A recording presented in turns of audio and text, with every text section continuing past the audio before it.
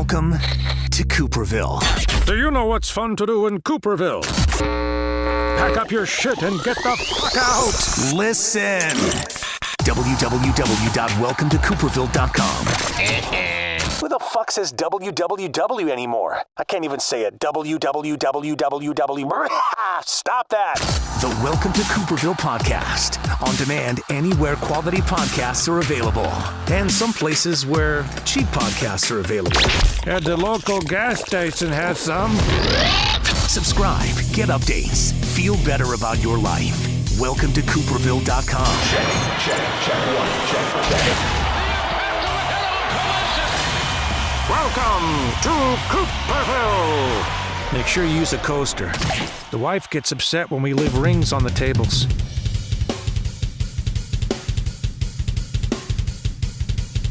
So we probably had the most exciting evening in Altoona, Wisconsin that we really ever had. And I've been here, I think this is it'll be our 8th year. We moved in when my son turned 1, and he's now 9. But last night I'm talking to my neighbor Pete. We had been planning to do a podcast, and we'd kind of been going back and forth on some ideas, and all of a sudden Pete sends me a message like, "Hey, did you have a strange individual in black hoodie knocking on your door?" I'm like, this is really random, but events actually transpired last night. Yeah, they did. It was that was intense stuff because we lived here for 3 years, so yeah, not very long. And typically it's windows open, screen door, whatever. And I'm just doing the dishes, and all of a sudden I look back and I see a guy in black hoodie, and I think, like, originally I'm thinking you thought it was me. I honestly thought it was you. I was like, well, yeah. Cooper wears black hoodie. I'm a black hoodie guy. Yeah, I'm like, maybe it's him. And then I got closer. I'm like, nope, dude is not Cooper at all. And he wants to let me in. He goes, "Guy's chasing me with a gun." He says, "There's a guy coming after me with a gun." And I go, "What?" He goes, "Yeah." And I said, "Dude, I don't know who you are. What's going on like that?" "Guy's coming after me with a gun." And I said, "I'll call the cops." And I shut the door, and like I was done. And he dropped a couple F-bombs at me as he left. He wasn't happy him. You weren't making dinner for him. Like, hey, since I'm here. Yeah, like I've sentenced him to death or something because the dude's coming after him. And then you saw a bunch of cops and fire stuff. You messaged everything, me, about Black Hoodie, and I was like, that's the first thing I thought was like, he probably thought it was me, roaming about the backyard, banging on people's doors and stuff. But no, I looked out, my front door, and it was me, my son, and my dog, who you met on the way in, who's not going to protect much. You'd be like, hey, let's play fetch. Looked out the window, and I saw a couple of squads, coming up the hill. And, curiosity will eventually be the death of me. So I'm like, well, I'll just pop outside and see what's happening.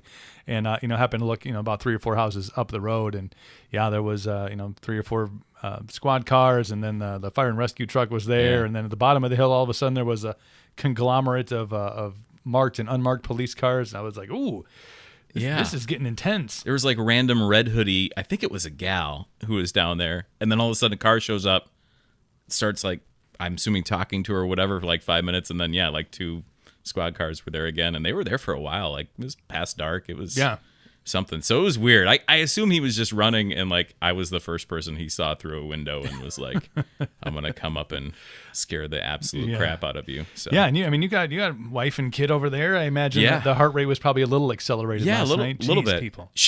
So my wife was in the garage, like she was getting ready to leave to go get some stuff at the grocery store, and I'm like, did she leave yet? So I run over and I get the door and I go, and the garage door's still open. She's getting in the car. I'm like, "Chris, get inside now. We're closing the garage door." She's like looking at me all weird. She's like, "I don't know what you're talking about." She didn't have any like adrenaline, nothing pumping. She's like, "Did you imagine this?" Or no, I didn't at all. I know it was Friday, and it's probably a long week. At the office, having a couple of cocktails. Who knows? Yeah, sometimes radio can do that to you. I guess I fully believe that. Yeah, when you start hallucinating individuals and they're banging on your door, you're like, I need to reconsider my life choices. Well, apparently, like Meth Head just wanted to give us some something to talk about. That's to what start it was. off the show. He knew Black Hoodie, he's got to be somehow associated with me because that's just how I roll. But no, it was it was a very strange evening for a very inactive. I mean, there are things that happen in our community that we end up hearing about on the news, but when it happens at that close proximity, because after I had looked outside out the front and was scoping on the local police department doing their thing. I mean, I went out back and I'm like, oh, did he come out like, was he trying to steal my big green egg? Because like that thing weighs 5,000 pounds. I wanted to see how far he was going to get with it. But no, it was a very, very strange evening, which I guess, again, just correlates right into the fact that we're hanging out in the Welcome to Cooperville cave down here in the basement and going to talk about some sports. Pete Knutson, the voice of the Eau Claire Express, also UW Stout, iHeart Sports Director, Master of Everything Sports over there. Is that your title? Yeah, something like that. Do they give titles anymore? Like you're just the sports I don't know. guy? I think I could make them up, and I think I'd be probably fine. I don't think anybody would say anything. So. Well, now with Vistaprint, you just make your own business cards. Yeah. You can say whatever the hell you want. Yeah. Like, I got the logo. I put it right on there. Yeah. It's fine. No one's checking. And but Kansas. Yeah. Like University of Kansas. University of Kansas. Yeah, that's where we came from. That's where my wife and I met. We were in grad school there, and while I was doing heavy research and reading, I was like, I need a hobby because this is like consuming all of my life. And I've never broadcasted sports before, and I've always wanted to. So that's where it all started. Yeah. Was that a thing? Like sports broadcasting was always in the blood? Was there a drive towards that? Was that career focused? Well, I'd say since I was a kid, like that was the first thing. I want to be an astronaut. I want to be Harry Carey, basically. It was. I was just gonna ask. Was that the guy? That was my guy. Who was the guy who inspired that? Yeah, he was 100%. Not. I mean, when you're 7 or 8, I mean, the Budweiser drinking, that was certainly the no. But yeah, one ball on Ryan Sandberg. Yeah. Would you eat the moon if it was made out of ribs? Yeah. So yeah, he was kind of the guy, and that, and then I got into college. I didn't go to a school that had broadcasting, so I kind of got away from it, and started going the grad school route, and. Yeah, KU had student radio, and it was like, hey, what do you have to do play-by-play? They're like, just show up. And so here I was like the grad student with all these like undergrads who are 18 and 19, and I'm like mid-20s. I'm like, hey guys, can I do some games? It's gonna be awesome. Yeah, it's gonna be great. I think I know Harry Carey. I'm a huge fan. Yeah, so we did that, and like last couple of years I was there, I started getting involved with the athletic department and calling like the random sports like. Track and field and women's soccer and stuff like that, which was super fun. But yeah, then came up here to Eau Claire, moved up here. My wife got the job at UW Eau Claire, and reached out to Mike Sullivan, who's like, Mr. Legendary Sports Dude in Eau Claire, and he brought me on, and rest is history. So she makes the money. Yes. Well, I got to put it together from like 3 or 4 different gigs to get anywhere if close. I combine everything I'm doing, including police informant, right? Does that gig. check come in the mail? I'm not sure. Let's talk to Jesse James about that. See what we can make happen. Yeah, for sure. You mentioned Harry Carey, and it's one thing I didn't have on my notes, but I wanted to talk about. When you find somebody that you gravitate towards, especially when you end up making a career out of it. And in sports broadcasting, I mean, obviously there's the legends. I think Harry Carey is on there, Vince Scully, all these guys that, the legends of sports broadcasting, especially when you focus on baseball. Growing up in Wisconsin, obviously they're the Packer fans that we had, or Packer fans listening throughout the course of their years. Newer Packer fans, obviously Wayne Larrivee is the guy. Larry McCarron. Someday he will get that pinky fixed. No, he won't. I see. Yeah, no. I see him doing that. What does he do? The Packer Report or whatever he does on does it for Packers.com, and then he does his show on TV. And I'm like, dude, I can't tell. Like if you're trying to do like point out how the play is going to run, I'm not sure what direction. It's too much of a thing. You got to paint. Yeah, it's just a part of it. Yeah. And then of course Jim Irwin, way back in the 80s or into the 90s. But when I talk about a guy like Bob Uecker, who, as a Brewer fan and watching him last year when the Brewers made their playoff run, I apologize as you're in my basement you're good. in a Cubs shirt. Sorry, my best friend's a Cubs fan, and I bust his balls on a daily basis about it. But when you see a guy, and I think Harry Carey falls into that, Vince Scully I think is in that same vein, but the broadcaster, the guy that's in the booth, is so intertwined with that franchise, is so a part of it. When he was in the locker room and they're pouring Miller Lights on him, I mean, I imagine for Uke, because he's been there forever, he was a part of the organization before, and has seen some successes, but this youthful team that he is like now I don't know. That was probably one of the cooler moments, I think, associating a sports broadcaster with, the players that are on the field on a daily basis. Yeah, a lot of hard years for Euchre for sure. And I mean, it reminds me like not a broadcaster obviously, but like Bill Murray in the locker room when the Cubs won the World Series, right? Same thing. Just a lot of like, it took this long kind of feeling too, and it is. You are very much so a part of the team, especially come the summertime with the Express. I'm running around on the bus with these guys and getting to learn about them, and I hear all the stupid games they play on the bus and all the dumb things that they say and all that kind of stuff too. So yeah, you really become tight with them and that kind of thing. So I'm sure they're the same way, right? I mean, it's more about seeing those guys specifically, right, succeed, which is cool. And having a chance, to work with the Eau Claire Express and be their call guy. It's been so cool. I think, I was here when the franchise first moved into town. I think right behind you, there's actually the first year edition of the Eau Claire Express jersey. Oh, sweet. That we had printed up when we partnered with them with a radio station. But when you get a chance to see some of these guys that, it's like it's like Major League Baseball sports or any sport. The guys that play for the Packers or for the Bears usually are not from Chicago and did not grow up diehard fans. But as from the fans' perspective, when you see a guy who comes up, a lot of these kids out of different universities, some in the deep Southwest of the country, come up and they play for a year, sometimes 2 years, and all of a sudden you see them playing for Major League Baseball. You see them playing for these organizations. It really kind of, brings to light, I think, the importance or how Major League Baseball looks at the importance of a league like the Northwoods League. They're using wooden bats. They're kids from all over that have to learn to play with each other. And Dale Varsho has done some amazing things, in his tenure with Eau Claire. Tell me about being a part of that squad in Eau Claire. Yeah, it's super cool. I mean, the history is definitely there, right? The Cole Calhouns and Jordan Zimmermans and all those. And I mean, even the last two All-Star games, it's been Chris Sale and Max Scherzer, who were two lacrosse loggers, right? I mean, crazy. So they've had over 200 now guys who've made major league teams that have been in the Northwoods League. So that's pretty awesome. And yeah, I mean, Dale's a great guy to know if you're a baseball person, right? I mean, like there's guys who want to come up here and coach with him because they know he knows everybody. And yeah, it becomes development. It becomes having fun in the summer. It becomes all that kind of stuff. And he's really, really good at kind of like knowing what buttons to push and how to kind of have the right pulse of the team and all that kind of stuff. He's a super cool dude, and yeah, just getting to learn from them and hang around them, and not realize that I know very little about baseball when I start talking to them, and I go, wow. Every once in a while you see him do things like they'll put on some play, some pickoff play or something like that, and he knew exactly what pitch to do it on, because he's been around the league for that, been around baseball for that long. Yeah, seemingly forever. Yeah, so it's cool. And now we're at the point where I've been here long enough where it's guys that I've called are starting to make jumps in the minor leagues, and then you're looking at like Dalton Varsho, for instance, like, all right, when's he gonna get called up? He's number 3, number 4 prospect for the Diamondbacks. So you start following those guys, and that becomes kind of cool too. So yeah, it's a lot of fun, and it's got to be fun to be gone for 10 weeks in the summer. Yeah, just kind of be running around and not. Honey, I'll be back. Yeah, that's why you do all your landscaping stuff during the early spring. You're like, well, I got to get this shit done, otherwise I'm gone. Right, exactly. But no, I think it's such a cool.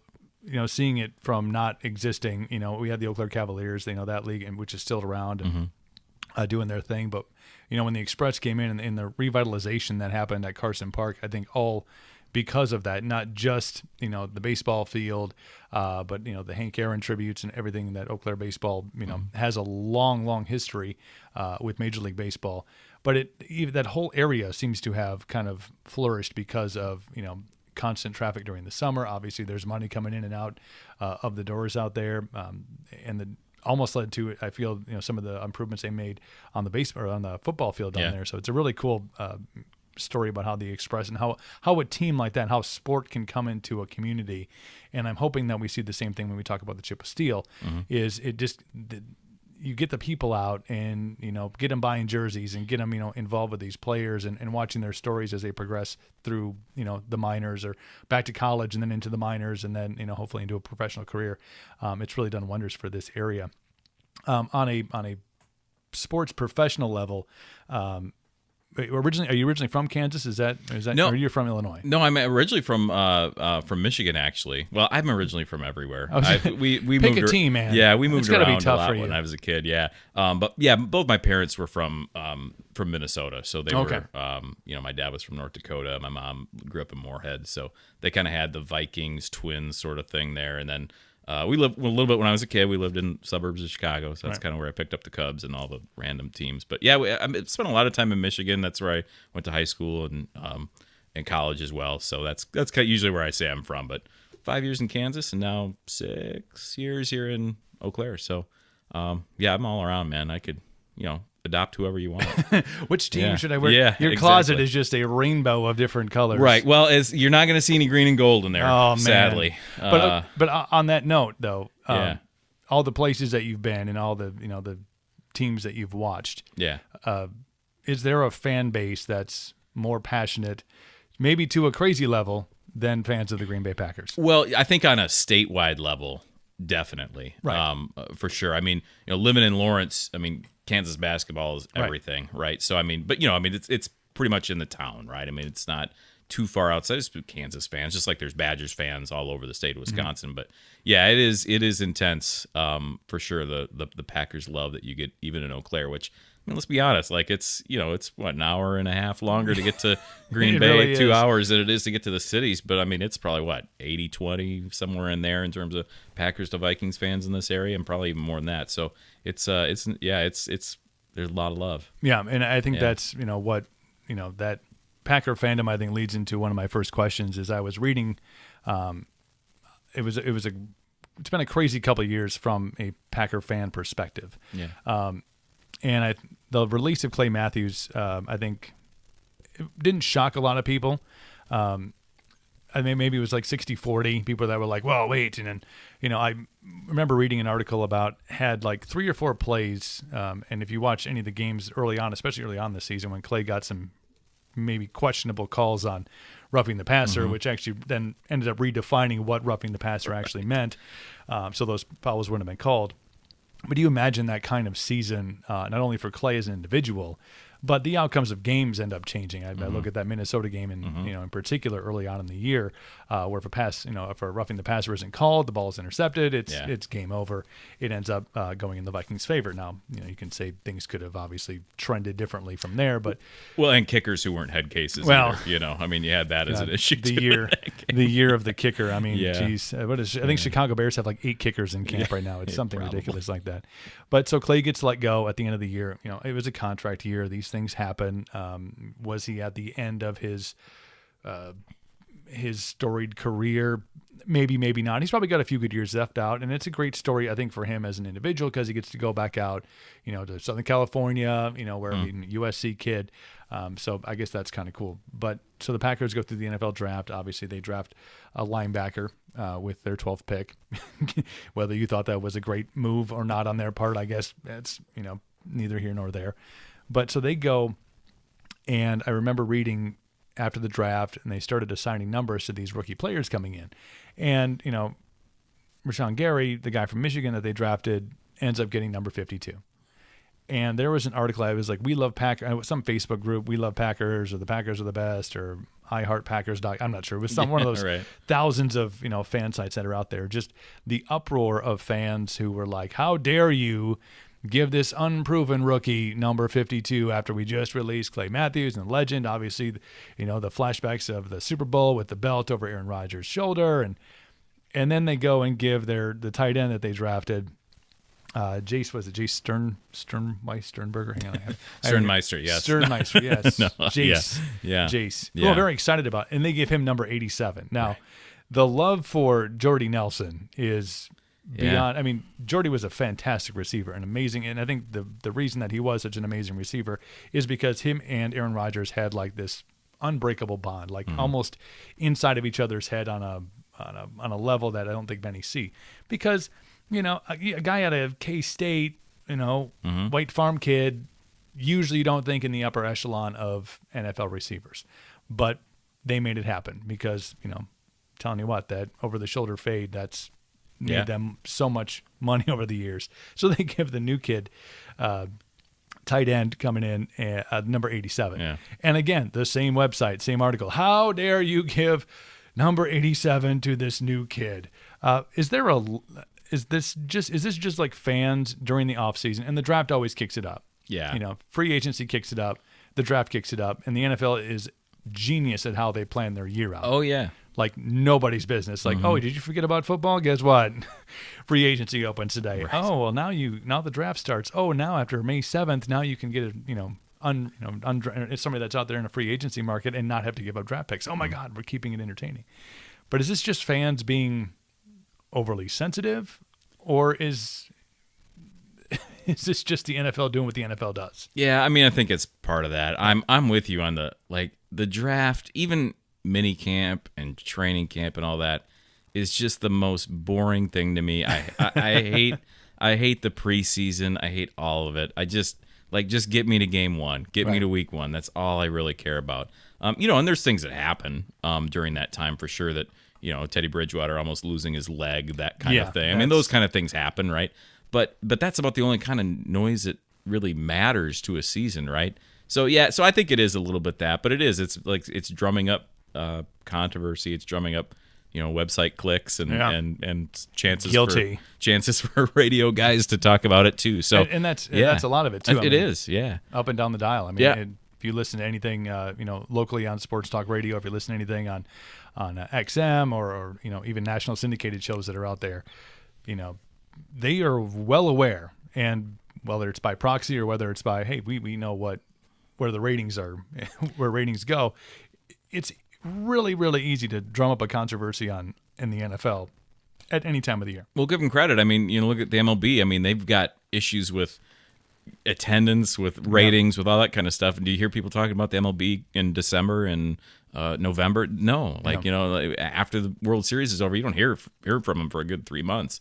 So, yeah, I mean, they do a great job of it. So, yeah, I mean, in terms of those players, I saw some Vikings fans getting upset. I think they gave the tight end that they drafted at Irv Smith, number 84, like, oh, you took Randy Moss's number. How dare you? Yeah, and it makes me think of I think it's the Yankees who, they've got almost all of their single-digit numbers retired now. Like, you can barely even have a single-digit number now if you're a Yankee anymore. So, I mean, the number retirement and all that, I guess I just go out there and play. Like, right. I think a lot of people, too, and me not being a Packers fan, maybe you could talk more to this, but I think a lot of people are kind of growing tired of Clay Matthews a little bit near the end. I mean, he wasn't outside of the plays that he was making where it was controversial with roughing the passer. He wasn't really doing much in that many games. Yeah, he got his name out there. No, and I think what you saw is when he came into the league, and it was a huge deal, and there's certain flashbacks of this year a little bit because of the 2 picks in the first round. But I remember watching the Clay Matthews draft. Packers, again, had an off year the year before.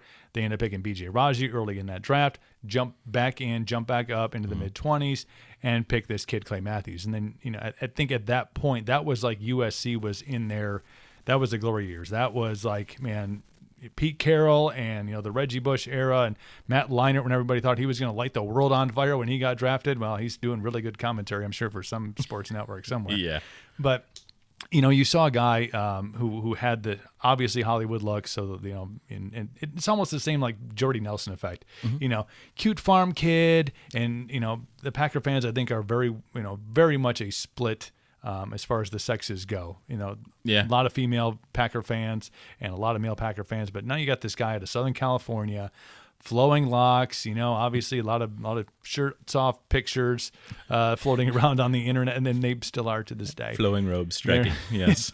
Oh, Lula. It's the Fabio thing and Pitch Perfect. And, doing that, doing some movies too.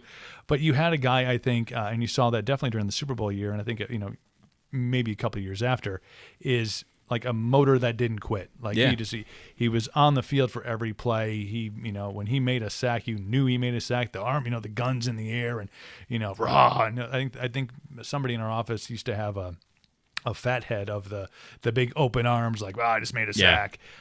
Injuries, obviously, that's always a big concern. And when you have a guy who has to play 99% of the snaps at outside linebacker, and then makes the move to inside linebacker, and then makes the move back to outside linebacker, and is aging, you're going to see a drop in numbers.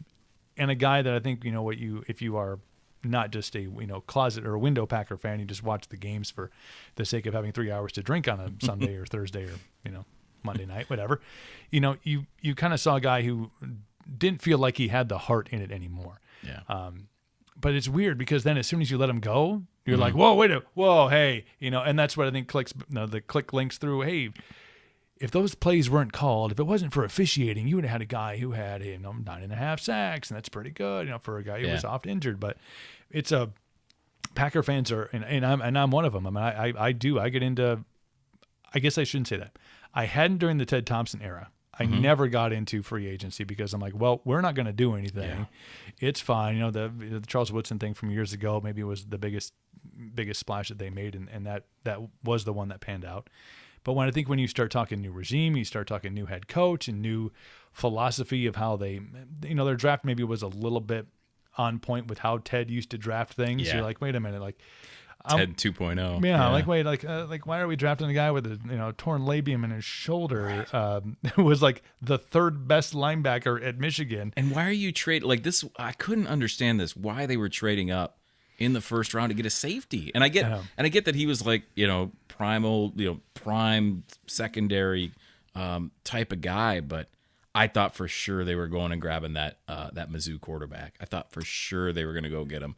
Which would have been right on, which would have been right on par with them, because since I'm not a fan of the Packers and it's Mizzou, which don't get me into that rivalry with Kansas, but it would have been right on them. See, another reason not to root for the Packers for me. So, but yeah, I thought for sure they were going, and then they get a safety. I'm like, what are they doing? I couldn't.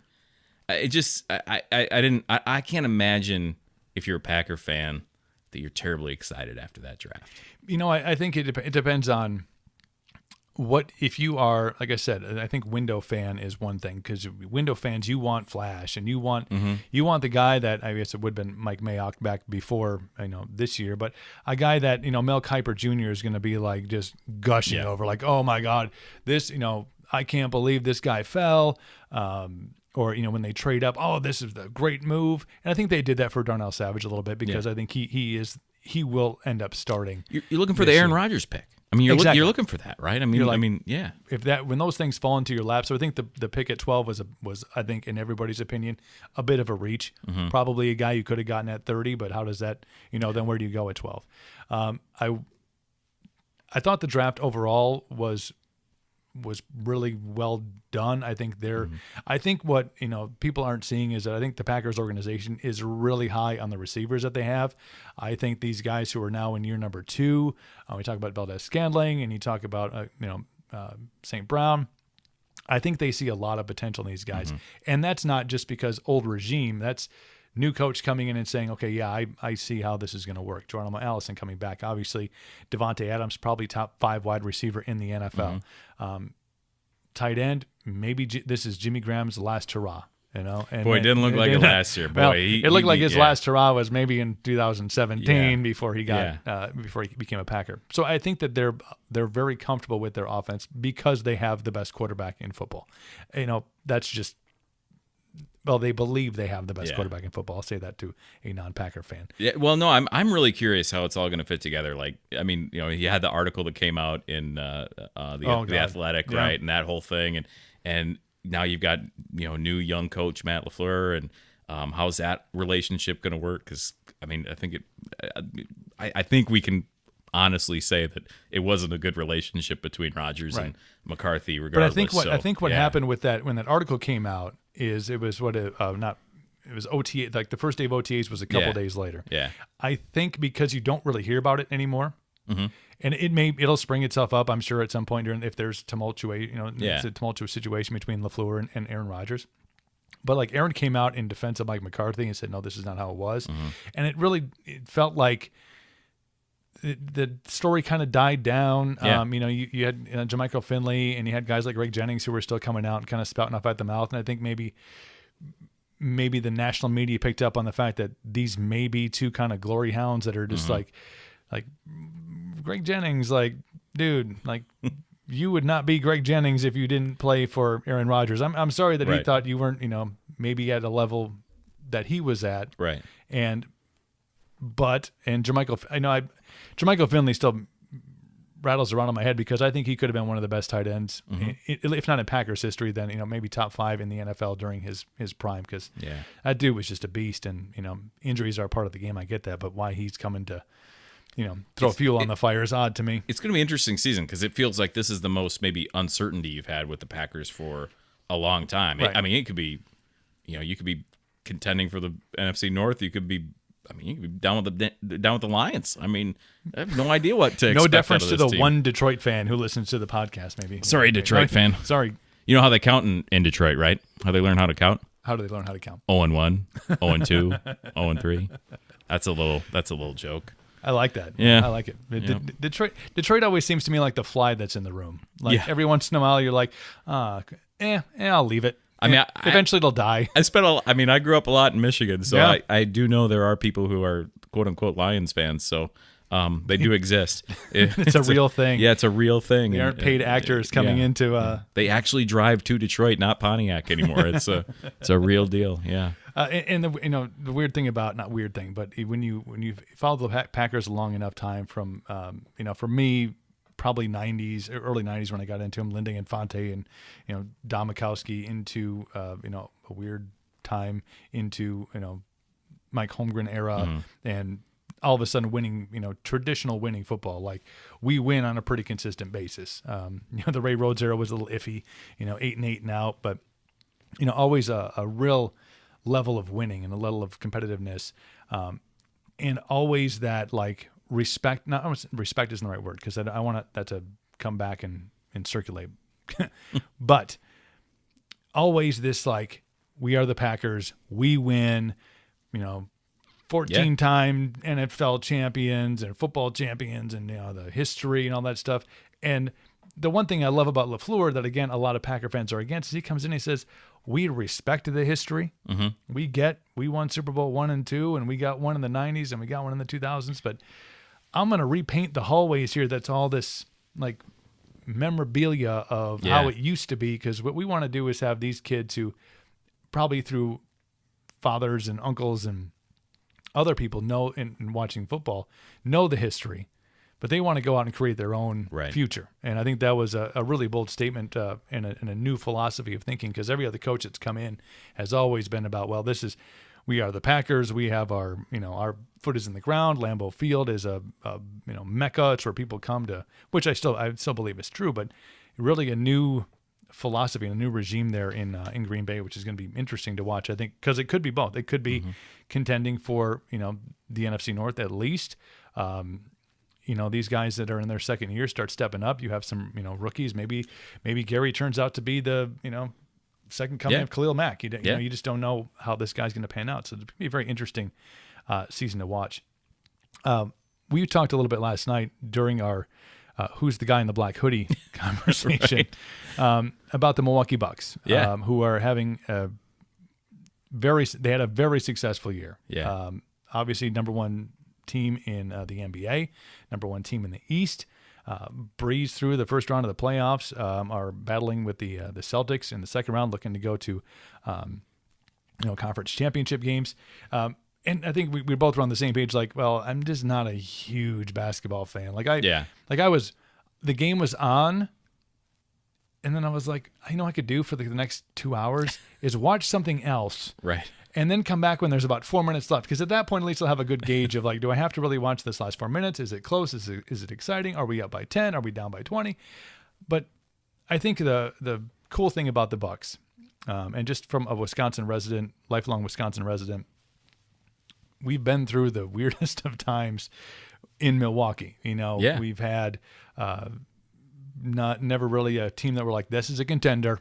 Well, we feel good about this. We were really on the verge a couple of years ago to not having a basketball team in Milwaukee. Thank you, Pfizer Forum, and the people of Milwaukee who put that thing up. But now you have this and the Jason Kidd era, and my Glenn Big Dog Robinson jersey, which is still hanging proud and purple in the closet. It's my only piece of purple I own. But there is like this rejuvenization of Milwaukee, I think with the new stadium that's down there, not just for basketball, but the things that they can do in that arena. But to have the success of this team, and then I think from obviously you're a sports guy in Eau Claire, Wisconsin. Mm-hmm. You have to cover these the three big teams, well, four if you count Wisconsin Badgers. Mm-hmm. There's a weird feeling in the air that the Bucks may be the Wisconsin team that is the first to win a championship in their respective sport in the state, which I don't think anybody, even a year ago, even maybe last year, would have not put that bold of a statement out there, but I think it's there, loud and clear. Yeah, I was having this conversation. It was like, when we moved to Wisconsin, it was, Packers and Badgers, right? I mean, those are the two teams that are successful of winning. And now you look at it now, the Brewers and the Bucks are the two teams. And they were the joke, 6 years ago, right? I mean, Bucks couldn't win. The Brewers were whatever, once every 10-year kind of team. And now those are the teams to watch compared to the Packers and the Badgers. Still watch, but they're the ones that are doing well. So yeah, the Bucks are really interesting. It's great to watch like the national media coverage because it is clear. And before the season started, you had plenty of people at the mothership talking about how this was the Celtics in the East, and that's who it's going to be. It's going to be Celtics Lakers again because of LeBron, and of course we know how that all went. How'd that work out there? How's it working out? And I was, it's always weird because when you get in the NBA, especially this time of the year, officials have a lot to do with things and that, and you got to imagine that the NBA and everything is working against the Bucks, even though they're top team in the East and all that kind of stuff, but. I don't think anybody nationally really wants the Milwaukee Bucks in the NBA Finals, even with Giannis and even with their story. I don't think they want it. Absolutely not. No, I think, and I even noticed that last night because I did have the national pregame show on, and I think it was Paul Pierce. So I get it. He's going to have a bias, but I didn't hear anything about Game 2. We're going into Game 3. No, and I didn't hear anything from really anybody that was on that panel. Yeah. Now, I think there was maybe one, Chauncey Billups, I think. He mentioned something about, did you watch Game 2? Because I get it. They came out in Game 1, and you got punched in the mouth. Yeah. And it was not – I turned that game on, and in the third quarter, I'm like, wow. Like, I'm not a P1 basketball fan, but I'm like, this hurts me. And I have the vested interest, obviously, I think, is the success of a Wisconsin sports team and the story of Giannis and the story of the coach and how this team has come together. But – I was like, wow, I guess you just found out what the Bucks were all about. Well, it's like last night you had a 4 overtime game between Portland and Denver. Right. And can you imagine if there was a 4 overtime game with, if it was the Lakers versus the Warriors? Oh my gosh. People would be saying it's the greatest NBA playoff game of all time. And people are going to be like, oh yeah, that's right, Denver. And who's on those teams? Who's those guys? What's POR even stand for? Okay. Portland. Portland's got a team. They have a team in Oregon. Are the Supersonics back yet in Seattle? They got what they got? They got under 1 million people in their town, or what they got? Yeah. What's the total pop there? Right. So yeah, it's really interesting. It's this is a weird NBA playoff season, especially without LeBron in it. Right. And you've got Houston kind of playing the underdog card right now of everybody. Can't see. Everybody scratch my eyes. Everybody's out to get us, right? Like no one's calling fouls for us, and now you got Harden, who's got scratched corneas or retinas or whatever, and it's just it's. I love how he came back and played in the game, and then during his post game interview, he was like looking down, like I can't see anything. Like my eyes are so sore, man. Literally like some kind of horror movie, bleeding from the eyes. And then dude next to him had a weird hat on. It was just a weird. But I think with the Bucks and the success that they've had, and I think if Giannis isn't the best player in basketball, show me somebody that's better. Somebody and I think there was finally a realization last night because I'm not sure who the guy was who was doing color on the game last night, but he was the same guy who did color in Game 1, and definitely has a Boston bias. Bobo, something I can't recall his name. Yeah, but even when Giannis was making like these amazing plays, it was like he wrapped around the baseline and came up and foul and the shot goes in and in Game 1. They were really defending that line, but you can tell. I'm like, this is a guy, and again, from a not a basketball fan, but I watched Jordan and I watched Shaq and I watched Kobe and I watched the big guys play. Everybody was a Bulls fan back in the '90s because that really was the only team that you watched. But now you have this monster of a player who I think in those same vein of those players that I mentioned, not yet I think at their level, but somebody you go. That dude could take over a game. And I don't think we've seen him do that yet. I don't think we've seen everybody, Bledsoe, Middleton, you're shooting like crap, and we, here's how we're going to run this offense. Giannis just fits into it right now and obviously excels at it. But if the time came that you need to say you need to win this game for us, he's one of the guys, I think, like I mentioned, the Jordans, the LeBrons, the Shaqs, the Kobes, that go, give me the ball. Yeah, exactly. Yeah, I mean, you see a little bit of that out of Embiid too at 76ers, like a guy who could potentially take over games. So I think you're gonna get a guy this year, and I wouldn't be surprised if it's Giannis, who's like, this is their moment, like where they kind of cement not a whole legacy, but like the start of the legacy. Right. Here's where the story. I mean, obviously the story began a long, long time ago in a land far, far away. If you can pronounce Antetokounmpo. Yeah, right. As long as it's not the Warriors, I think at this point is kind of where I'm at, which I get. I mean, everybody loves the Warriors and all that, but I'm not like Draymond Green can. Like, I'm done with that dude. Tell me how you really feel. Yeah, I just let somebody else win, especially for those of us casual fans. Yeah. I think you have those teams that I don't want to say come out of nowhere, but really, before Steph and before, the big changes that they made out with Golden State. Golden State was like the fourth team in California. You're like, what? No, Lakers, and then there's Sacramento.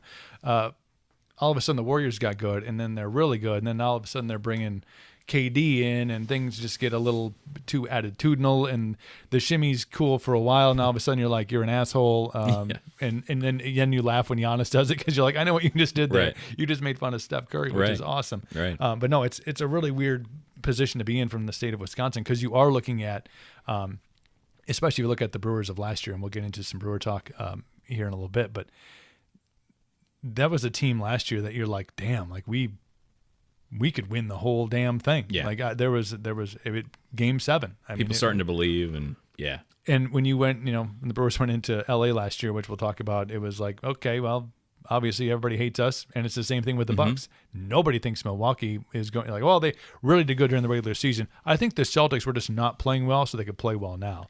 Which is so it's so interesting because that is very much Bucks and Brewers, and maybe it goes back to that. They were bad for so long that no one really thinks about them, but it's for how the small market kind of feel like no national media, East Coast, West Coast, cares about us, to the Packers, who they're the one team that kind of transcends all that. Yeah, all of a sudden, they're the new America's team and all that, and everybody loves them and all that. So it's just kind of it's interesting that those two teams don't get that same kind of transferred love from the Packers, and who knows why?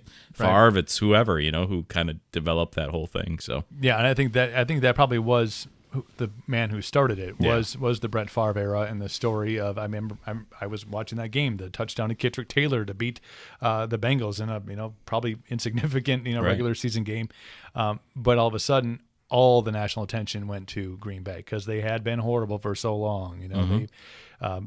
And now that history is like the biggest story. Why do you think the Packers and Bears are kicking off, the 100th season of the NFL? And why do you think the Packers did the 100th season last year? Because like, well, we were here before you. Yeah, right. I don't know what you're talking about. Right. But the Bucks, and maybe that's it. Maybe it is that small market. Even though I think when you live up here, you're like Milwaukee. Oh my God, yeah, that's like the metropolis that we try to stay away from. At certain points of the year, but on a national scale, just not even like trying to fake bias for how much the announcers. They want the Celtics real bad. Real bad. And I think if you have like NBA purists, which I am definitely not one, but just like watching outside and kind of paying attention to the season a little bit and watching some games and because they were so good during the regular season and the stories kind of came out, this development of a 76ers Bucks rivalry. Yeah. Is like a real thing that I'm not sure the NBA really wants to happen. They're like, wait, this isn't Boston, New York. This isn't, Boston, LA or New York, LA. Like, wait a minute. Like, nobody wants Philly and Milwaukee to be like the two teams that are like, oh, this is prime time. Which it'd be great. Embiid versus Antetokounmpo. It'd be great. You can almost see the intro now, but it's a really cool. It's cool in a weird situation to be in where you're like, yeah, Friday night, what are you doing? I'm watching the Bucks game. Like, really? Like, there's nothing else on? Like, your fourth episode of Ghost Adventures? I'm like, oh, I've seen this one already, but it's fine. Yeah. Jumping into, and we talked a little bit about the Brewers, and I think, watching them grow as a team. And I think if you like really getting into it from the CC Sabathia era, into how, the team that it is now. Because I think that's kind of where this, the revitalization of the MB logo kind of came back into play. Pinstripe Friday kind of became a thing, and all this, Miller Park obviously becoming a thing, which it will be. We can say that for the next, year and a half, year. Just kind of AFI or whatever they're calling it. Yeah. Field at, I don't know. It's weird. But this Brewers team that definitely last year put it on display, somehow still without a real ace starting pitcher, without this new philosophy of, we're a bullpen team, all of our power's in the bullpen. And in last year, especially, probably the best closer in, one of the best closers in baseball with Josh Hader. But when you talk about the Brewers this year, and it's so early, and I was on a sports talk show last year, middle of the season, and talking about the Brewers Cubs series and how pivotal that series was to the outcome of the season. 162 games is a long season. They don't call them the dog days of summer for a reason. And when October comes, you're like, yes, finally meaningful baseball. But it's so early in the year. But I do think that there are indicators of, okay, that's going to be an issue. I think starting pitching will always be an issue. Has the definition of a starting pitcher changed? I mean, I'm sure if you were watching baseball as a kid or watching Harry Carey, guys not going 9 innings was like, well, that's or they went 8 and the closer came in. Yeah, they were talking about it yesterday in the Cubs game because Kyle Hendricks had an 81 pitch complete game. Which is nuts and unheard of. And they call it apparently. And I didn't know this was a term, but apparently, if you have a 100-pitch complete game shutout, it's called a Greg Maddux. That's a Greg Maddux game, and that's the guy I always think of. Them pitch to contact guys, and they don't care about strikeouts and spin rate and all the new stuff, right? I mean, it's just get outs. The and analytics get out of baseball. Yeah, man, all spin rate and exit velocity and launch angle and all that good stuff. launch. Ryan Braun went to a class during the offseason to change his launch angle. Yeah, we're actually getting new things at Carson Park this year where we're going to be able to read spin rate and all this. Wow. They're installing some analytics. It's not just a guy behind the plate with a it's not just our random police speed gun. Yeah, our random speed gun that who knows if it was left in the press box over the winter. And it's not calibrated at all. Still accurate. Yeah, dude's on 110. Yeah, definitely 110. But yeah. So the Brewers, man, I wasn't a believer at all last year. Maybe that's partly because I'm a Cubs fan. But I can see that being your downfall. 163. It might be exactly. But yeah, I this year it seems like some of those things are getting exposed, and why they move some of these guys who started last year to the bullpen and moving them around. It just seems like they've got some major issues. I mean, Braun's he had the home run right where they won 3-1 the other night, and a couple things there, but. Outside of Yelich and a couple other guys, they haven't really started that great offensively. Eric Thames comes in and he's hitting all these bombs, but he's on the bench most of the time. Right. Yeah. For a guy like Jesus Aguilar, who, thank God, in the last week has finally started to figure it out. Here's my bat. I don't just have to go up there and look at things. Yeah. It's been very weird. You look at some of those, I don't want to say advanced stats, but just things like run differential. I mean, they're a couple games up or a game or two above 500, but their run differential is like minus in the teens or something like that. So, I don't know.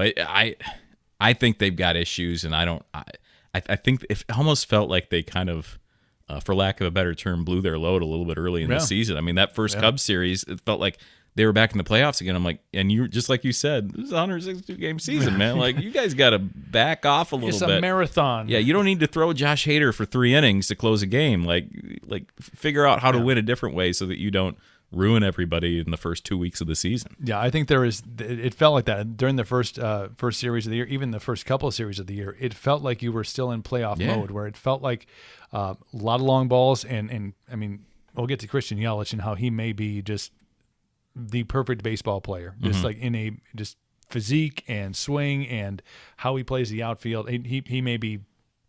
Eventually, he will end up in Cooperstown, I think, if this trajectory continues. But 14 home runs in the month of May is pretty impressive. Yeah. But you looked at how, I mean, they got a new pitching coach in.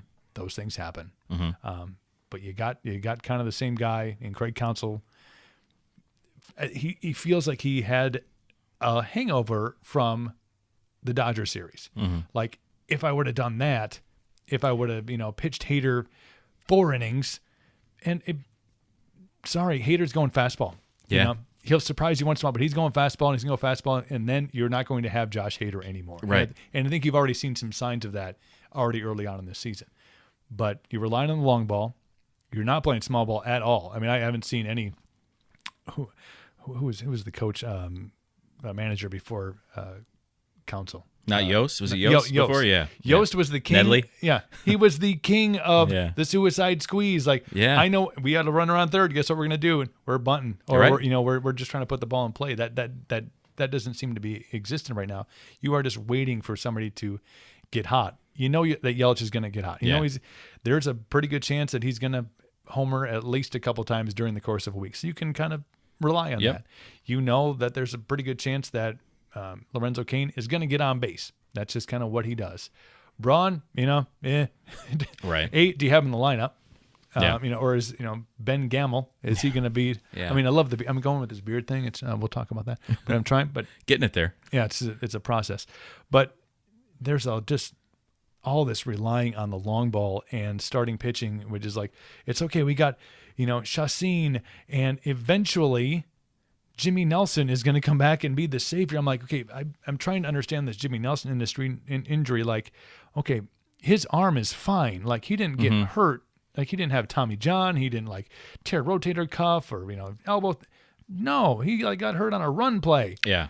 Like, tell me that whole story just feels a little bit weird to me. But to think that he is going to be the A2 in this rotation, when you have guys like Corbin Burns, you're like, okay, back to minors, bring you back up. Okay, now you're not a starter. Now you're in the bullpen. Yeah. Okay. Now Chase Anderson's the second coming. Okay, maybe he's not. Let's go get Gio Gonzalez back. He's not. He was like he couldn't make it with the Yankees, Yeah. and yeah. Oh, I'm not going to play if you don't play for the major league roster in the Yankees. You're just not going to play at all. Yeah. Well, I'll just be sitting at home waiting for the Brewers to call. So weird. Yeah, It's weird. It's a weird vibe in Milwaukee right now. Yeah, the whole team, and that I think messing with pitchers too much. I mean, I can tell you from being around pitchers in the summer and college. These are college guys, right? Yeah. But you start messing with them too much, and they start to become little head cases, right? I mean, you talk to position players, they'll tell you don't mess with a pitcher's head too much. You just kind of let him do his thing, and you go for it. So yeah, and I think the other issue too is that the NL Central's as a division is up this year too. Better. I mean, it's the Cardinals are much better. I mean, they went out and improved. Pirates had a good start to the season. So, and the Cubs are going to be there again. They got Darvish back and everybody. So, I think it's going to be a much more difficult road this year. So, if they don't figure that out yet, I think they could be in some trouble here early, which would be too bad because you'd like to see them, kind of follow up that year. I mean, they've never really had that follow up year, right? I mean, was it 2011 when they won the NL Central the last time? It was a great season for them, exciting, just like it was last year near the end, all that kind of stuff. And then, I mean, they just went to oblivion the next year. You didn't even hear of them. So that's what you're hoping for is some kind of follow up, a little bit of sustained success. Kind of like the Royals a few years ago, right? When they they got to the ALCS, they didn't complete it, but then the year got back again, they won the World Series the next year. It kind of felt like they had unfinished business. And they've kind of said that at the beginning of the year, but you haven't really gotten that feeling yet from these guys that they're really in and they're really jazzed to get back there. Yeah, so. I mean, run as many promo videos as you want about how we're in the weight room during the off season and we're taking BP and we're like I said, Ryan Braun taking trajectory classes. I hate that promo video that you're talking about. I hated it so much. I'm like, that's. Yeah. I mean, this, it's like a hype video. I feel, and then you watch them and you're like, wait, I didn't see one starting pitcher in that whole video. Is that weird? Yeah. So I think there was clearly some issues that even at this early juncture of the season, and last year they had started off on fire. I mean, that beginning of last season, I think everybody's like, okay, the Brewers are for real. Tailed off, All-Star break, you're like, and then the impeccable run of the mid-August through September. That put them in a position to be in 163, be in the playoffs first and foremost with that last series, and then go, okay, we're going 163 with the Cubs, and then be able to make it one game away from the World Series. It's just, but there is a mentality that I think it is an unfinished business thing, but you cannot manage or play in the first month and a half of the season like you're playing in September. No, you can't. And one of my favorite things that I've learned from being around Dale with the Express in the summers. And I think one of the things he does, well, maybe his best quality as a coach, is that he doesn't get too far up and he doesn't get too far down. We could walk off against somebody in an amazing comeback win, or we could get, give up 5 runs in the 9th inning and lose, and you'd have no idea afterward when you get on the bus. He'll crack some joke, and then off we go. And part of that's because you get too high after a win. Well, okay, now there's 50 games left for the season, or there's whatever. There's a lot left. Why are you doing it's not worth it? Yeah. And Counsell looks like he's gonna have a coronary. Yeah. Like about the 7th inning of every game. Just relax. Like it's 162 games. Just chill. Like this is not the end of the world if you lose, and it's not you didn't win the World Series if you won. Yeah. And it's just watching Counsell, I think mannerisms, and he's I want to say an even keeled guy, but he's not the jokester. There's rare times that he's like smiling, but when you can tell when they get in this, I've watched games even this year where they've been in the 7th inning and had a 4-run lead, and he looks like fuck, like he's got his hand on the call to the bullpen, like okay, because we're gonna give these runs up, and we're gonna end up tied. Like should I bring? When should I have to do? When should I bring Hader in? When did I pitch? You can just tell that he is like. And I'm not, I think a lot maybe does look at that, when you change a pitching coach after you had a really successful run and you've kind of built this, we don't need starting pitching. We'll get guys that in some instances will come in and pitch to one batter. Yeah. Which happened last year. Yeah. We have a plan. It's going to be fine. Into, okay, that's not going to work. This isn't going to work for the longevity of a 162 game season. So it'll be an interesting watch, but I do want to just, I think, state for the record, Christian Yelich may be the best player in baseball. I want to say all-around player. Yeah. From a guy who, again, hit 14 home runs, who was MVP last year. Yeah. They're, without question, best player in baseball last year. But came out hot. The first couple of series, you're like, wow, this is a weird, usually those guys will kind of start off a little bit slower, or at least have kind of even numbers with their last year, but they had 14 home runs and then get hurt and still be like, oh, I tied a major league record. And I didn't play the last 2 games of the month. But just maybe one of the prettiest swings that I've seen in watching many years of baseball. I'm like, wow, even when he strikes it, I'm like, damn, that was a good swing. He does everything right. Right. It's just, everything looks, like you say, everything looks perfect, and it's not flashy, anything like that. I wouldn't call him the flashiest player in baseball. I wouldn't call him any of that. But yeah, all around pretty good. Bellinger's having a ridiculous start to the season. Statistically, right? It's too bad for Yelich, because Yelich would easily be your front runner MVP if it weren't for what Bellinger's done with the Dodgers. And if he wouldn't have taken a week off. Yeah, right. But yeah, so it's interesting because Yelich has had a great start, and so I think it's going to be a battle between those guys. I'm not sure if Baez will, get his numbers up. Now Baez, I think in terms of watching players, I think he can do. He is the most exciting player to watch. Right. Yeah, because he does things that you go, you shouldn't be able to do that. Yeah. He avoided that tag at first base a week ago on a little dribbler, and it was just like there's no one else in the league who can do that. There's no one. Right. Which is super cool to watch. So yeah, you're right. Yelich they found the right guy. Can you imagine if you could go back in time, 4 or 5 years ago with the Marlins? Yeah. Hey, you should be winning the World Series. You have legit. Giancarlo. They had all these dudes who just were amazing, and they just, absolutely wasted them. Yeah, absolutely wasted. And you see the repercussions of losing that kind of talent in that organization. It's like early, it's late 90s, early 2000s Minnesota Twins. Yeah. You go back, David Ortiz and Torrey Hunter and all these guys, and you're like, how in the world did you guys not win stuff? What did you do to lose so much in the early 2000s when you had ridiculously good players, Hall of Fame players? Yeah, that goes, I think, to look at when you look at a team, and maybe the Yankees. The Yankees had a lot of that, when they were on their historic runs, and they were basically it was like the Tiger thing. It's like it's Tiger versus the field. Yeah, it was the Yankees versus the rest of baseball. They maybe had that. Okay, we have obviously you had A-Rod for a while there. You had Jeter. You have all these guys, and then you start to throw their starting pitching staff in there, and okay, maybe they had that lineup that was like, oh my God, this is like star power, everybody there. Robinson Cano back, when he first came up, and we're like, okay, he's the next, the second coming of Griffey Jr., whoever he was going to be, but that doesn't seem like that works much outside of that big money organization. You can't have all this talent because for somehow, some way, outside of New York, it doesn't work to have all of that talent in one organization. Well, they just won't pay it. I mean, the Dodgers have started paying it more, right? I mean, the Cubs pay it a little bit. The Red Sox have been doing that, obviously, but I mean, and then you got the influx of Moneyball and all the types of can we find the diamond in the rough players who everybody are overlooking and that.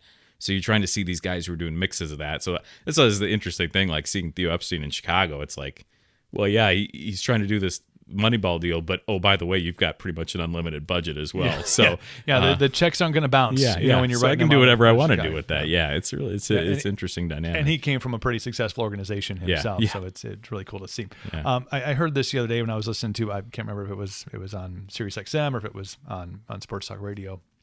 But I think the mention was of. They started talking about Christian Yelich because they were talking about 14 home runs tying a major league record, but it morphed into a conversation about steroids in baseball and about how the steroid era has ruined everything for those kind of accomplishments. Because the theory was if you have a guy like Yelich, or I think Javi Baez was thrown in there, these guys that the guy out in New York, Judge, who can put up these monster numbers.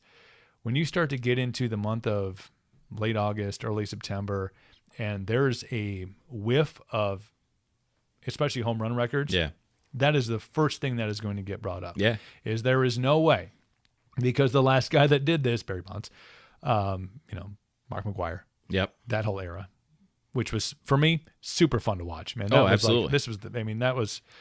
And Roger Clemens throwing 111 miles an hour. I'm like, that's probably natural talent right there. Yeah, but there will always be like this this curtain of doubt that will fall on these players if they start to approach those milestones. Yeah. These records that you think that'll never be broken. Okay, got broken.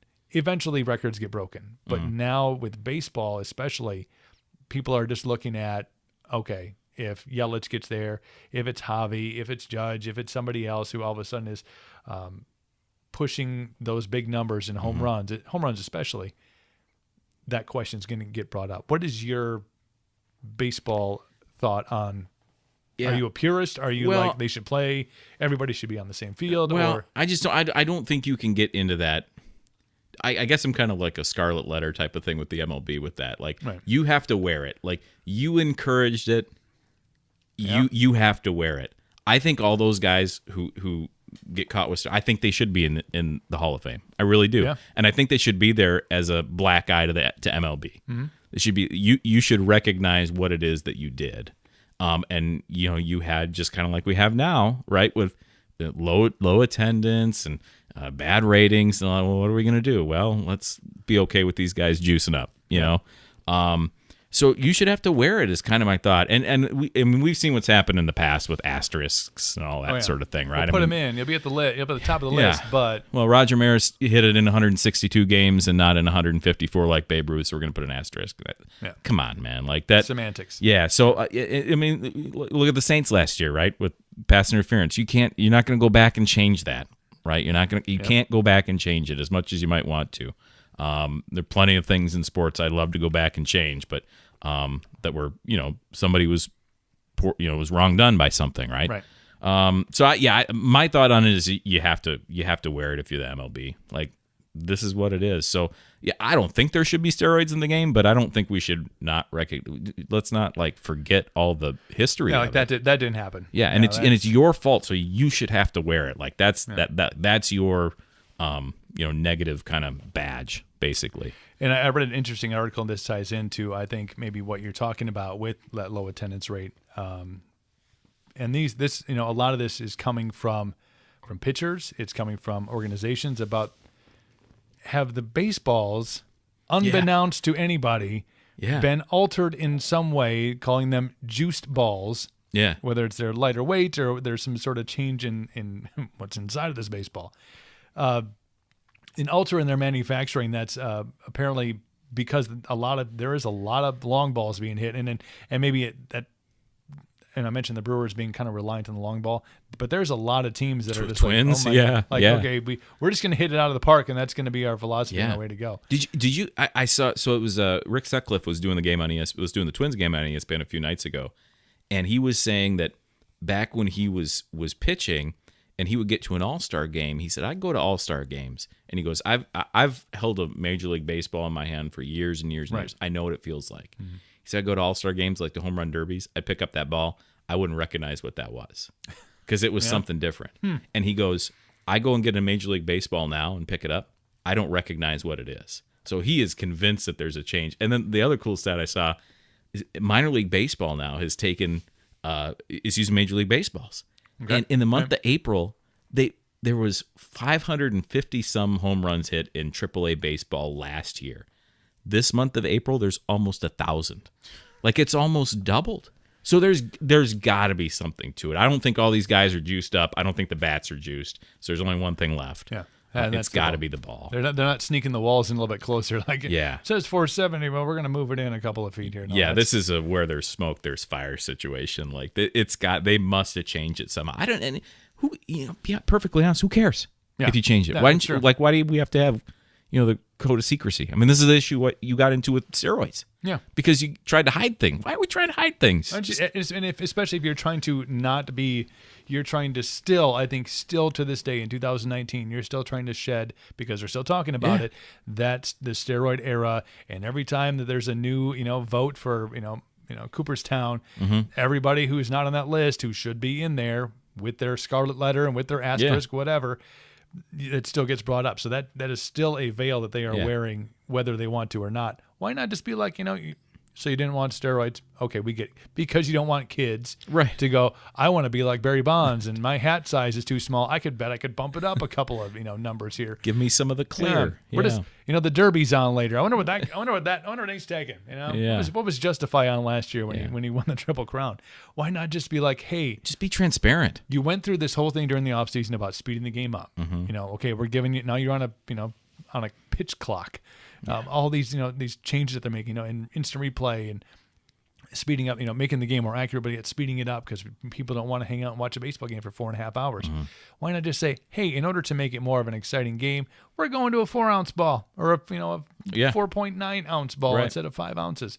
But it's weird that baseball can't seem to, and you know what they're trying to do.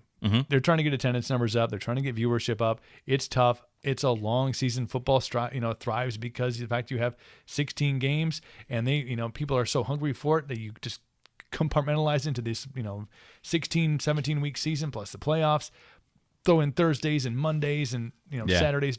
And people are just like, yes.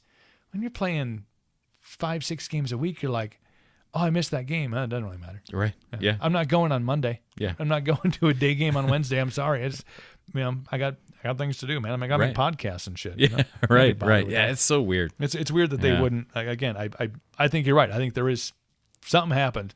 I don't. It's for me. It's like it always seems to me. Like I guess honestly is the best policy in all things, whether it's sports, whether it's politics, any of that stuff. When you're transparent, people ask fewer questions. Yeah. You know what I mean? People, okay, yep. They're more likely to believe you if you're just straight up with them, right? And it's much easier to answer a question when you don't have to think of what the answer is. Exactly. You're like, well, yeah, I know what the answer is because that's how it happened. Right. You don't have to train yourself. And then all the people inside of the circle, okay, here's the deal.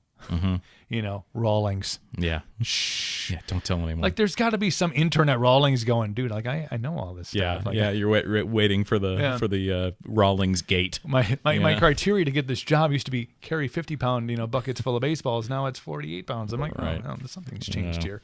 I want to talk a little bit about Wisconsin football, and not just Wisconsin football, but to focus on that because I think it is part of the Big Four in the state. When you talk Packers, Brewers. Now the Bucks, nobody saw that coming a couple of years ago. But obviously Badger fandom, and you've recognized that coming from a big university like Kansas, that the passion level is statewide. Yeah. It is a huge, and not just in the football thing. I think you see it when we're talking about basketball too. I mean, hockey, obviously, for some reason, hockey, we're like, yeah, hockey's awesome. Go Badgers. It's fine, whatever. But I was listening to. They were actually, strangely enough, talking about Jay Cutler going to Vandy. Obviously, I was paying attention to the draft because otherwise I'd be like, I don't give a fuck about either one of these things. Right. But they talked about how Jay Cutler performed at Vanderbilt, because Vandy, like Wisconsin, like a lot of, I shouldn't say a lot, many universities in the country with big programs, and football will focus on, the academic standards are set at a very high level. I mean, they're not the U, or they're not USC. Nobody's paying college, paying somebody to take an ACT to come to the University of Wisconsin, because really be like, really, that's we can get you in much cheaper at a much more beautiful college. But the academic level of Wisconsin, and nobody I think really thinks about it during the season, because if they're in contention, a couple of years ago when they were hovering around that, being in a playoff team, and maybe going into the playoff when college football made that change, how do you think that the Badgers on any level, we'll talk the two majors, we'll talk basketball and football, with that criteria of, no, you need to be, it's a student athlete, you need to meet our academic criteria in order to even get into our college. Will they ever win a championship without any of those things being dropped? I mean, they're never going to get dropped. The academic standards are going to be what they're going to be. But when you're put on a pedestal like Wisconsin is, which we're known for what? Breeding offensive linemen. That's what we do. And running backs. Running backs, offensive linemen. And maybe the running backs aren't that good because the offensive line is that much better. But to be in contention with these schools who can just go out and recruit kids that are, when they're in high school, their focus is just, I'm going to play football. Well, that's all they're going to do. I think the one thing that everybody across the country in other conferences talks about is the SEC. Yeah. And so I think, I think the perception is, and I think that most people nationally know, that the SEC is really, really good. Like that's the creme de la creme. And people in Big Ten territory talk about Big Ten schools as being a big deal. People in Big 12 territory talk about Big 12 schools, Pac-12, right? Whatever. But everybody talks about the SEC. Yep. And so, I think most of the schools at that level are pretty similar in terms of academic standards. I mean, I'm sure there's got to be things happening probably at the Alabamas of the world, and the I'm not saying Saban. I'm just saying right, Saban. right, and the Clemsons and the rest of them, right. And we see how it happened with basketball, right? You saw the paper classes at UNC and getting guys into Swahili and whatnot, so that they could up their GPA and whatnot. So yeah, I think that kind of thing happens. I don't know if it's. I mean, I think Wisconsin, obviously in the state, it's well known, and there's a lot of really good talent to pull from in the state of Wisconsin. You don't see a ton of guys coming from all over the country though to come to Wisconsin, right? I think there's a lot of reasons for that too. I think if you have a guy who is, and the only state that maybe is an exception to that is somehow, I think because of Barry Alvarez, the Jersey connection. Yeah. There's always going to be talent coming from New Jersey to come to Wisconsin.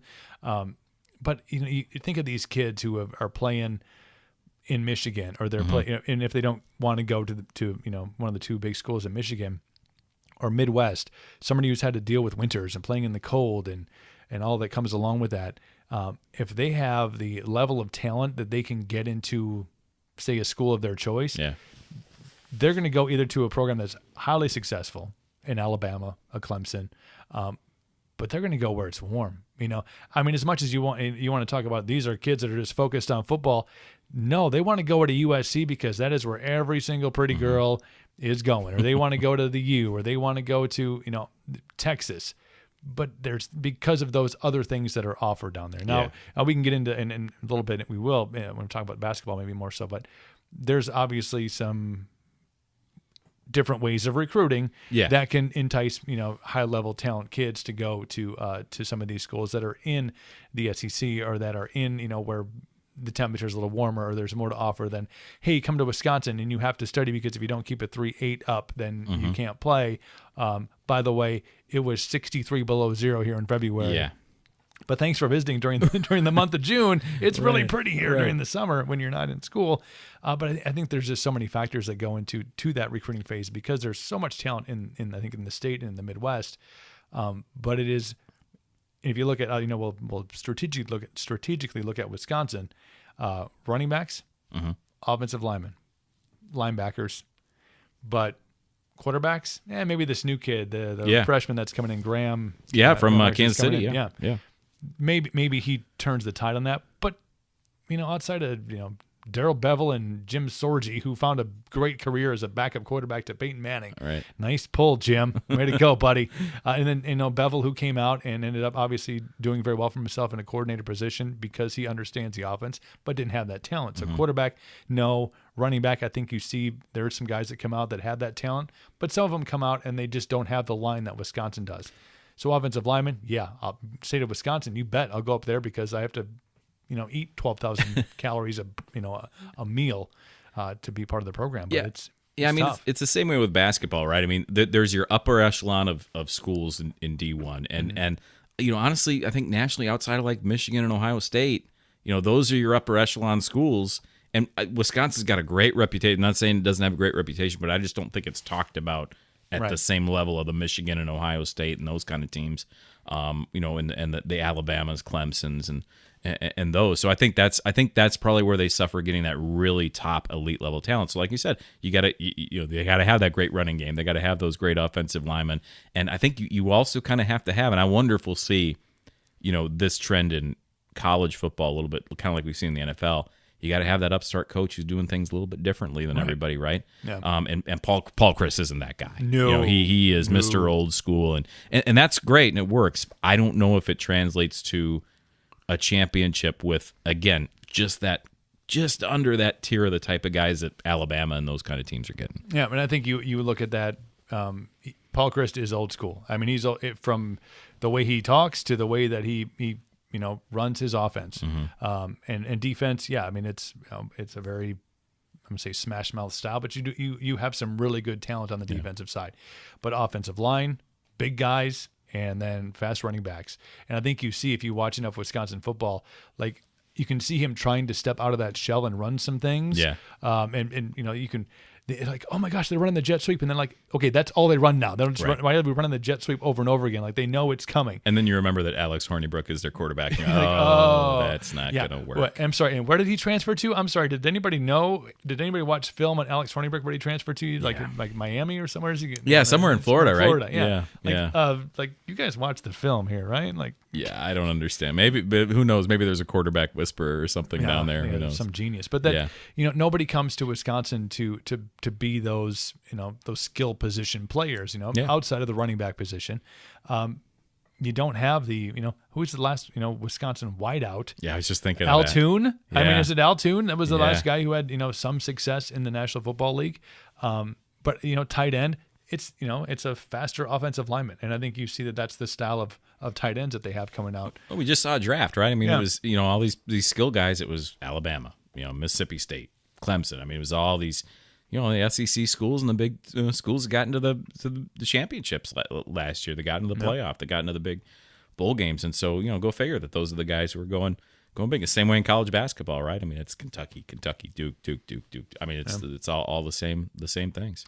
I think it'll be interesting to see in the next, say 5 to 10 years of watching, especially Wisconsin football and basketball to an extent, because I do think Barry Alvarez is one of the best ADs, in the country. Mm-hmm. But that's all predicated on the fact that winning the Rose Bowl was a really big deal for a long time. Yeah. And all of a sudden, outside of name and title and where that bowl happens to fall, it's no longer about winning a particular bowl. It is about, okay, make the playoff.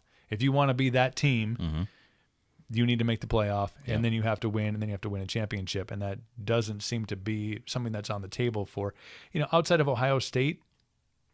If they do it with one loss, if Wisconsin gets and they can win the Big Ten championship with one loss, they should get in the playoff.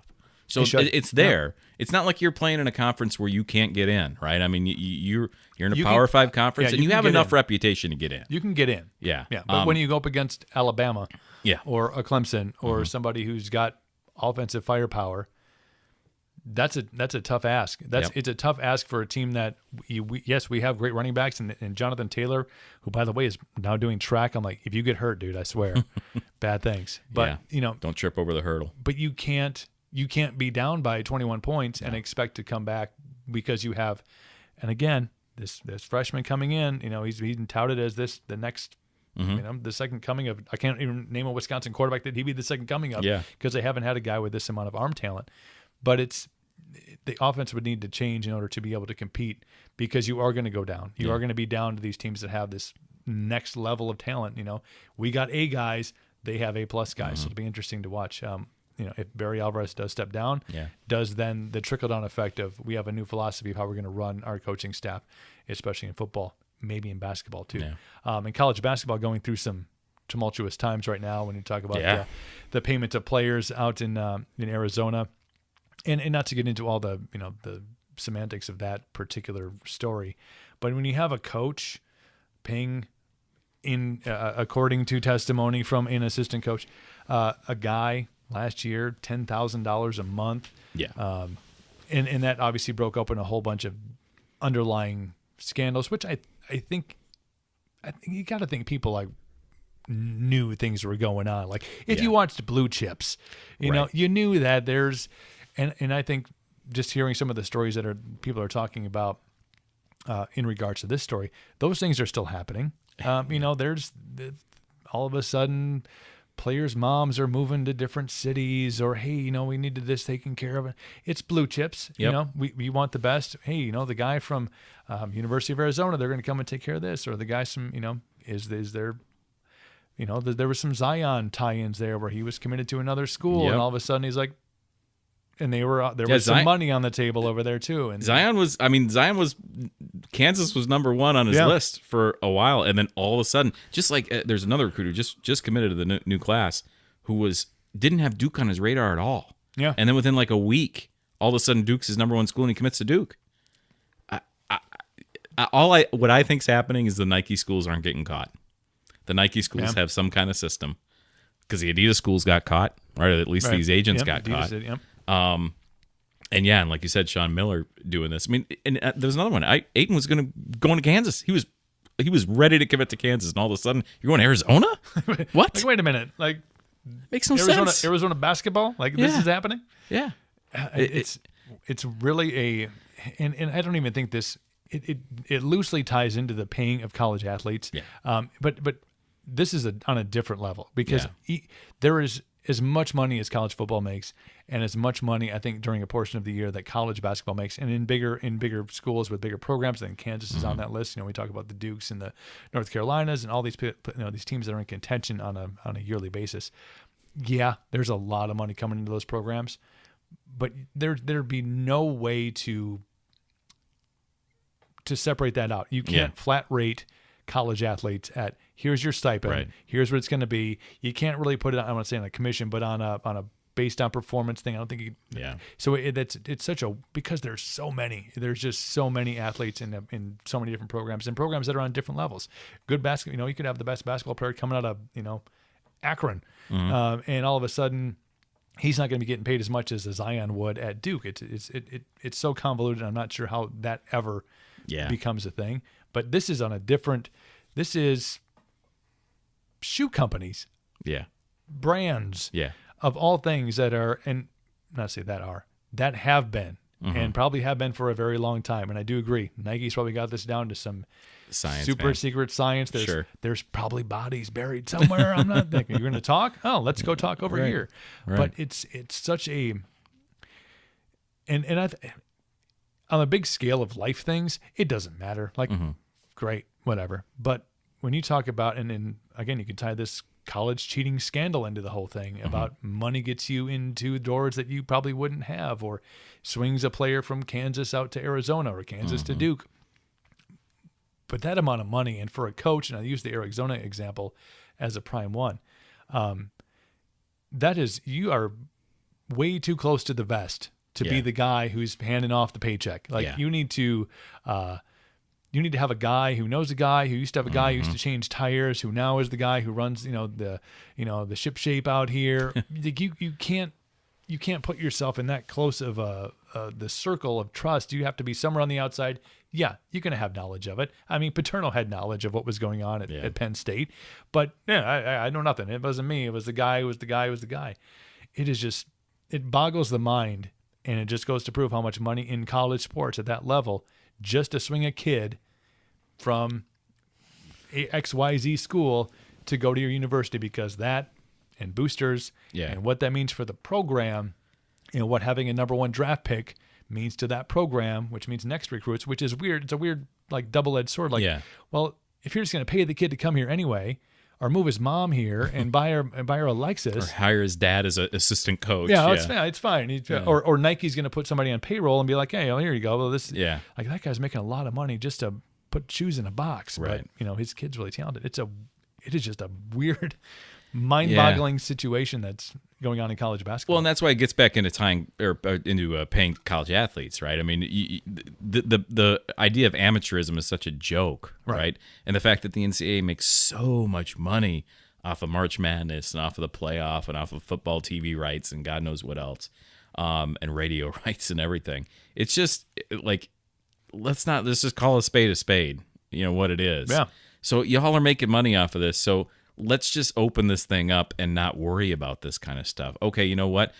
So-and-so's, mom's house, their electricity was about to get turned off.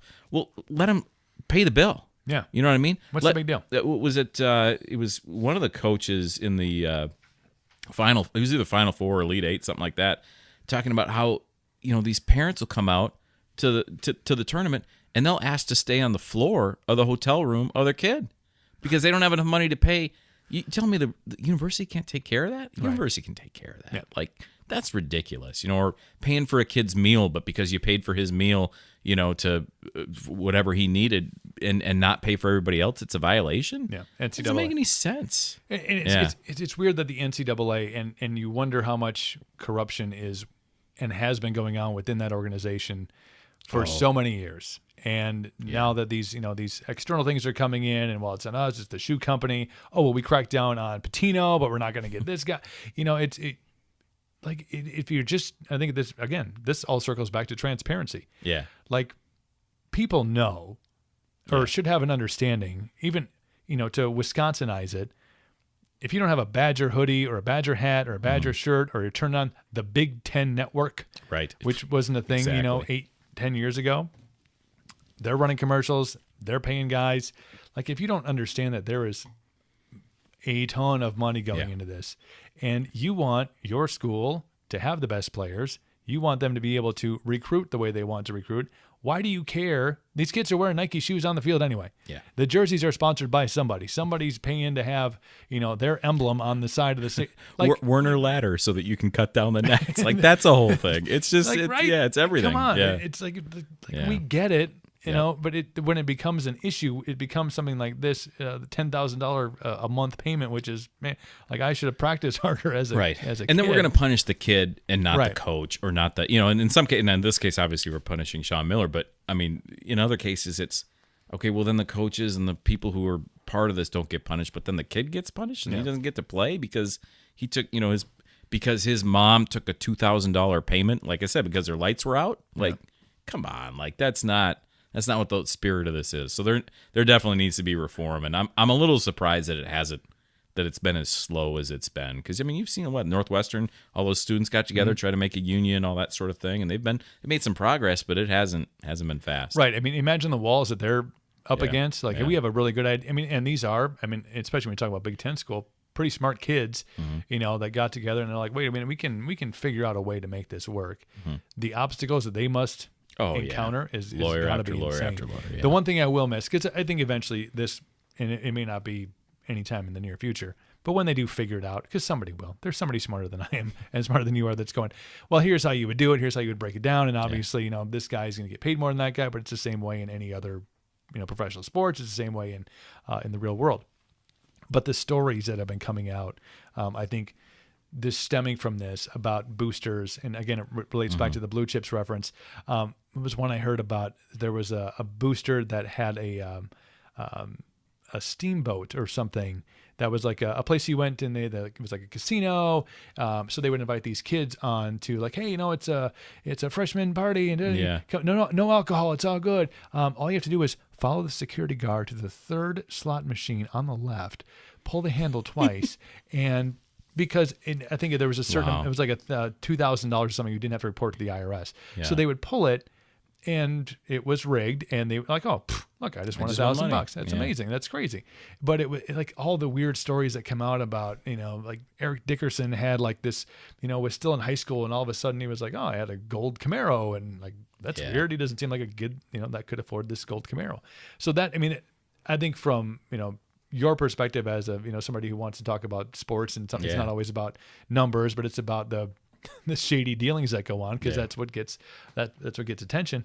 But just if the Nike philosophy and how they're making it work, if that ever comes to light, which I'm surprised something didn't come out with the Zion shoe blowout. Like wait a minute, how, like, there's was it the Stormy Daniels lawyer, Michael Avenatti, right? He came out and said he had a big thing on Duke, and then of course he got like immediately wait a minute, arrested for whatever it was. You're also let's see, you're an abuser.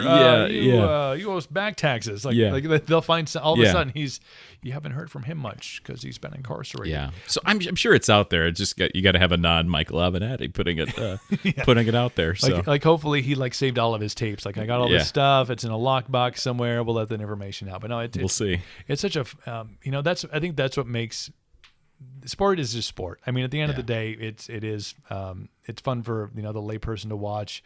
Some people like you can make a career out of it, but the stories that are behind it. There's the great stories. There's the inspirational stories. There's the triumph stories, and I look at the J.J. Watt story of just how he has become this kid from Wisconsin who went to Wisconsin, who's now like not only or maybe at the end of his NFL career as far as injuries and stuff, but it's just become like this icon of what he did for the floods in Houston and raising all this money, and the inspirational stories like that into like really like you're slipping onto a casino boat, go to the fort. It's not the way to do it, right? But I think sports needs to have that. You need to have those kind of weird stories out that just kind of pop out of nowhere, and you're like, I should have been better at sport. That I'd have been the one going, Mom, I don't know if I can do $10,000 a month. That's gonna cut into my ramen fee. Yeah. Pete Knutson, thank you so much for the time, man. Let's do this on a regular basis. Get you back on here anytime. You're on the socials. Can people follow you and stalk you on there? Yeah, at Sporting Pete on Twitter, and that's where I put out all the hot sport takes. That's where the hot takes come. Oh yeah, on the Twitter. Definitely, yeah. Just mainly retweeting. Yeah. Good stuff. That's all I do too. I'm big into Rex Chapman right now. I don't know if you follow him. He does this cool thing called block or charge, which is your funny thing in the NBA, and it's just like people. It's like wipeout videos. It's like Touch.0 and block or charge. Dude just fell off a cliff. What's going on with that? So it's funny. That's awesome. Well, thank you so much for the time and for protecting our community last night with the phone call to the police. I tried to think about that to wrap up where we started this whole thing, like. If that guy would have knocked at my door, it'd have been like, I probably know this guy. Like, just the Black Hoodie Club is like, we're like, but then like, how would I? Yeah. I'm not sure. I'm not sure how I would have handled it. Only when you get close up and you realize, nope, this is is the not dude. This is not my guy. Yeah. No, sir. No, but it's crazy. But thank you for again. No problem. Serve and protect. No problem. Let me know when that check from the city of Altoona comes in. Anytime.